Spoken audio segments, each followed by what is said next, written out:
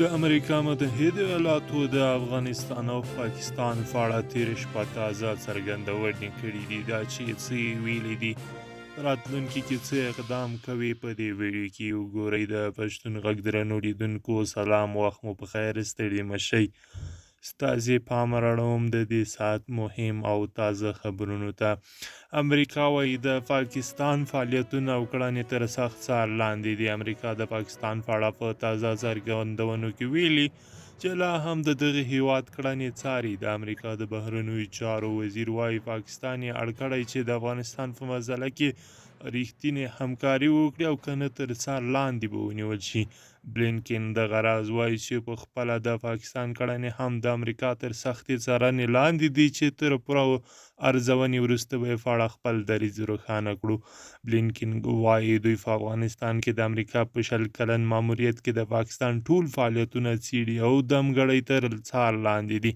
تر دې وړاندې قطر هم ویلي وو له طالبانو یې غوښتي چې له نړیوالې ټولنې سره خبرې مخ ته یوسي او د بشري حقونو په ګډون ټولو نړیوالو قوانینو ته درناوی وکړي. بلخوا د امریکا په تازه څرګندونو کې چې د افغانستان په هکله کړي دي، وایي افغانستان نور د لومړۍ درجه ګواښونو په لیست کې نشته.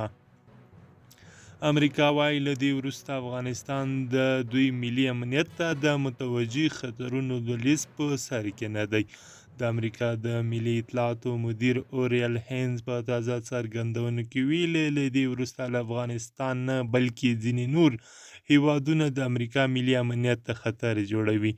د نوموړي په خبره اوس لومړۍ درجه خطر امریکا او نړۍ لپاره داعش ډله ده چې تصور پر خلاف افغانستان کې هغومره نه، خو په یمن، سومالي، عراق او سوریه کې فعالیت لري.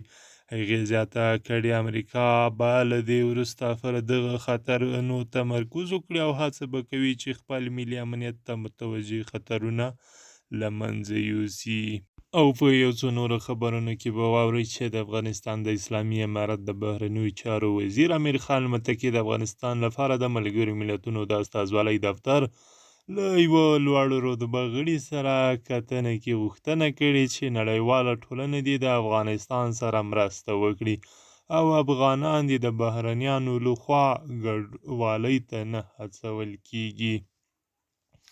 بلخوا بیا وال سټریټ ژورنال د امریکا په کانګرس کې د بلینکن استماعي ناستې ته په کتو ویلي چې افغانستان کې د امریکا له ماتې وروسته اټکل دا دی چې نور به امریکا هیڅکله کوم بل هیواد ته د پوځي مداخلې لپاره زړه ښه نه کړي. ورځپاڼه زیاتوي افغانستان کې د امریکا وروستۍ ماته ډیره شرموونکې او د امریکا مشرانو لپاره یو ستر پیغور دی.